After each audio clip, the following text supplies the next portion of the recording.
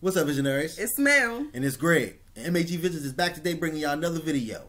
Now, today's video is the review / recap of The Walking Dead. Yeah. Season 9, Episode 10, Omega. So, basically, this episode was starting out basically showing Lydia, her mother Alpha, and her father in the beginning, I guess when basically like the virus like broke out when it first started in the beginning and where they were held up at. Yeah, well, is she a self-proclaimed alpha? Did she name herself that? Or are they telling us that's what an alpha is? I'm guessing they're telling us like that's what an alpha is. That's what they're going to explain, like so alphas the A's are crazy. And the B's. Are they crazy? No, they're basically like dominant. Yeah, because that's an alpha, like an alpha male, alpha female. Right. So basically, I guess they're showing like you say, she named herself an alpha. That's why I said self-proclaimed. Yeah, which she really is, because when the stuff was happening where they were held up at, when everything was going crazy, her father was trying to like leave. He was like basically like saying like to her like, let's go. Yeah. She was saying, she said she didn't want to go out there. Right. Because it's so much trouble out there. But you see her get fierce very quickly when she kills the dude because he wouldn't shut up. Yeah, that is. Didn't she break his neck? I think she broke his neck. I think her intention was to make him be quiet at first. Yeah, and then it just turned into like, yeah, she didn't know that she was going to actually like do that. So yeah. she basically broke his neck. It didn't look like she lost a beat or lost any sleep for doing so. So I guess that's she pretty much is an alpha. Yeah, she basically did it because the place that they were in, he's like, he goes to the window, he's banging on the window, telling him, help, we're in here. Well, she's like, you don't know what's out there right now. And it sounded like some people was getting either bit up, eaten, like or killed, or or I don't know, they were so unsure that were they killing regular people because they were so unsure at that moment. I guess she didn't know. So that's true. Like, because you never see, you just hear what's going on. So is it like the army, like killing the walkers? Is it people killing the walkers? But basically, she's telling them, look, be quiet because we have a safe space right here, right now. True. No one knows that we're here, which I agree with her. But she didn't have to like kill him. She didn't have to kill him, but to give up like where you are. And basically, to me, like when they keep doing the flashbacks, because literally this episode was literally a bunch of flashbacks of us getting to know how Lydia was pretty much raised by her mom and her dad at first. Yeah. So her dad, to me, like, I don't know. Both of them had gentle sides at first. It took her a minute to get up to the point where she became like a monster, I guess. That's what you would call it. I think when she finally realized that it was the end. Yeah. Because remember at first she was like, she kind of had hope, so she was kind of telling the father like, just chill, everything's gonna be okay. Right, everything's gonna be good. So basically she was, I would say, like, to a point where she was like still had her sanity. True. So I guess when she finally figured out like the food's running out, the water's running out, medical supplies running out, people are outside dying. Yeah, and she see the way people are like trying to leave up out of this panicking. Place. So it's like, I guess she had her snapping point and realized like, this is the end. So either I turn into what I turn into, or we all die. Like my daughter dies, I die, the father dies, whatever. But you basically see like what they keep doing the flashbacks is that Lydia is pretty much being brainwashed by her mother because she pretty much thinks there's nothing else out there. Like, like it's them and nothing. Like there's no communities, there's no nothing. And that leads back to what we were saying in the beginning about when she was talking to Henry in the cell. Henry spills his guts and starts saying, well, we have the kingdom, we have Hilltop, we have, so Henry is he's too trusting. It's because he's got a good heart. He has a good heart, but he wants to believe that everybody can be changed because it's like, that's like, I guess it's like what Carol's and like King Ezekiel's like mentality is like, yeah, everybody but not only that, a that's the innocence of him being a kid also. That's the innocence in him still being a kid. So that's why he did. So we see Daryl quickly removes him from the situation. Is what's going on. Like, come here.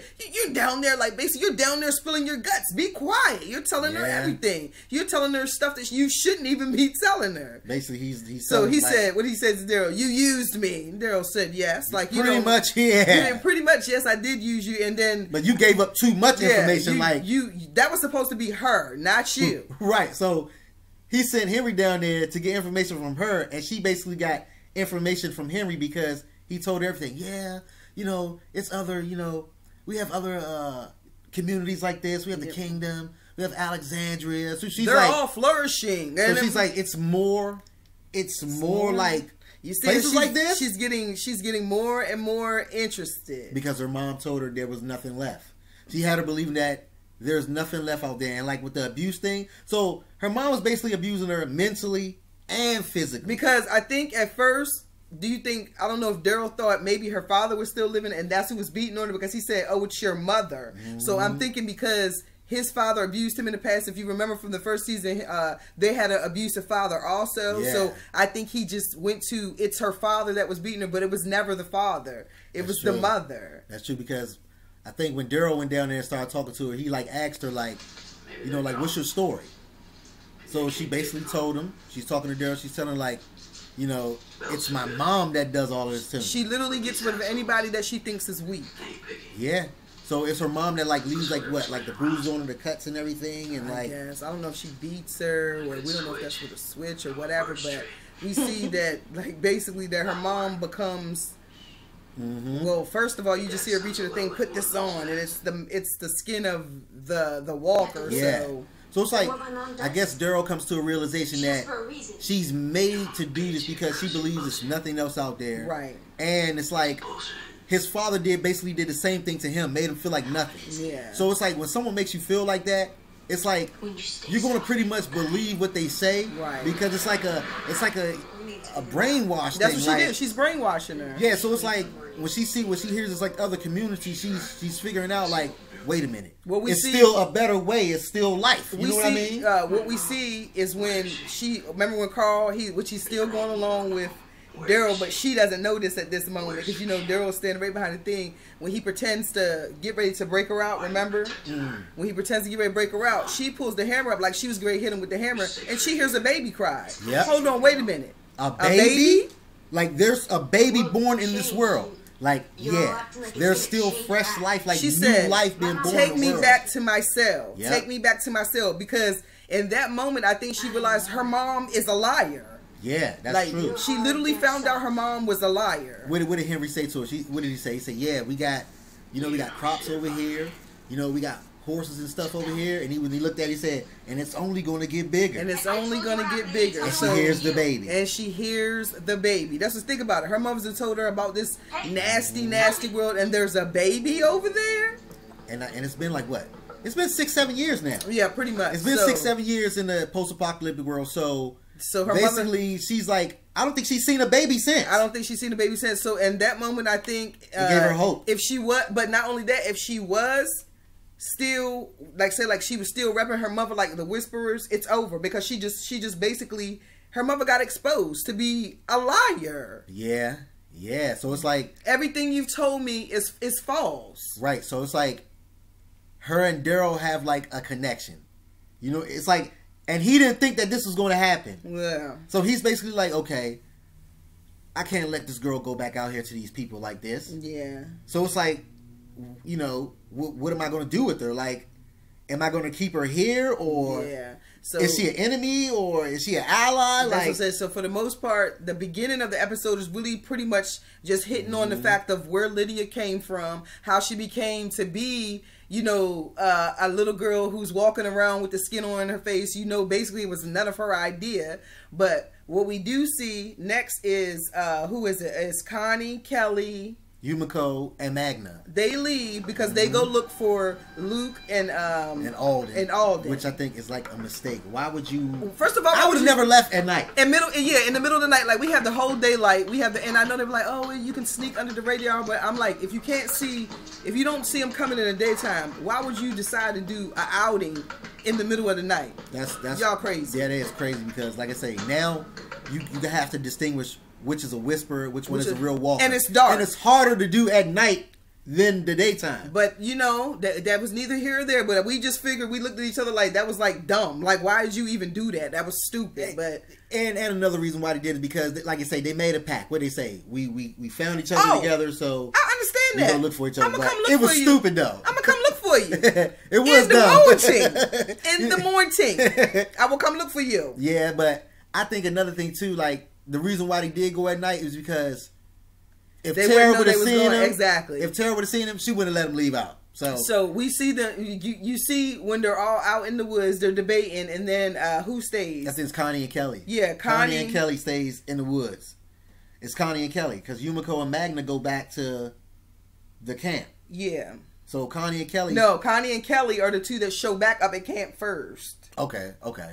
So Yumiko and whatchamajigger are the one that she's like, I'm staying with my sister. Okay, you sure that's Yumiko? Okay. All right. Yeah, well, it's Yumiko. Okay. So they basically like say she said I have to stay out here because Luke found me, so I feel like I have to do the same for him. Right. You know, because he didn't let her die, so it was like I got to do the same. Right.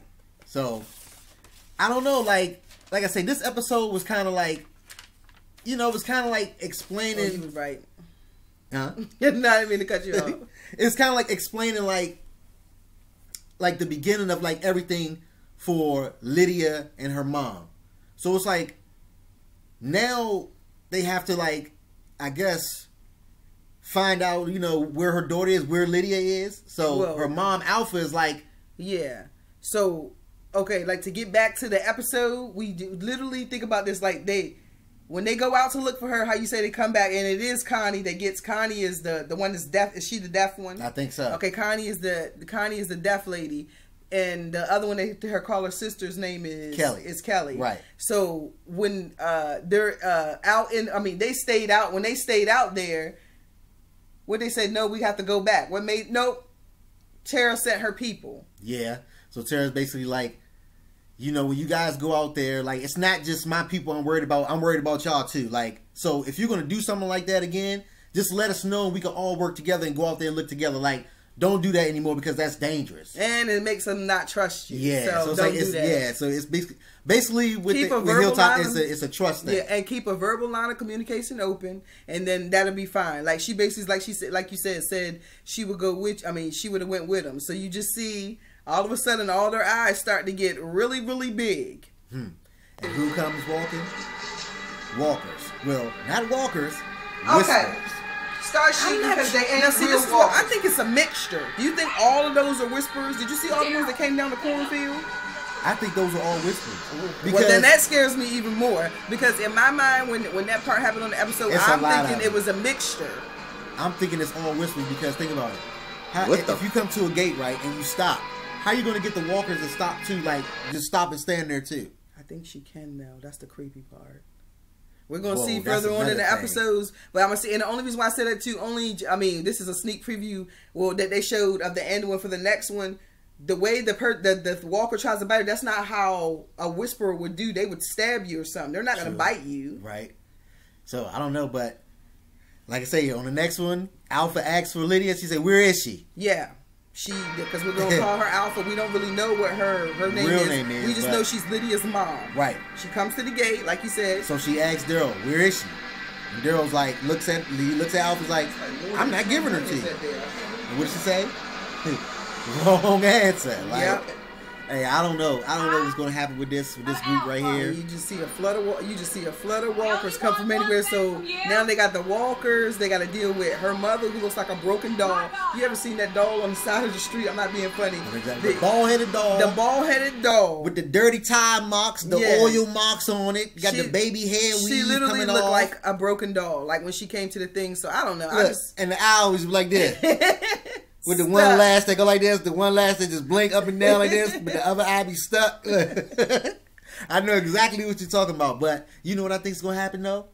I think that when they come up, I think that when the Whisperers come up on this hilltop and they actually see another community flourishing, how do we know it's not going to change some of their minds? Going to be like, wait a minute, it's still life going on? Oh, it'll change everybody, but I don't think that once you're an alpha, it's hard to get you to come down from that alpha stance because she feels like she has not the mom. Oh, I'm about to say now some of the other ones maybe they can be changed, but her mother being an alpha, either she's going to die or kill herself because I don't see her surrendering. That's my own opinion. I think you're gonna see some Whisperers. I think they're gonna like cut to behind her, and you're gonna see some of the Whisperers' eyes.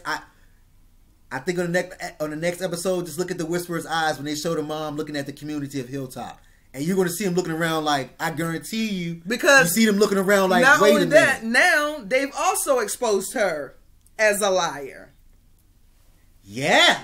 Yeah, you told us it was nothing. It's nothing out there, and it's a community with vegetables growing, and they don't even know there's a whole lot of other communities. But I don't know. I want to see where they go for this. The only thing I can say is that they need to pick it up just a little bit, though.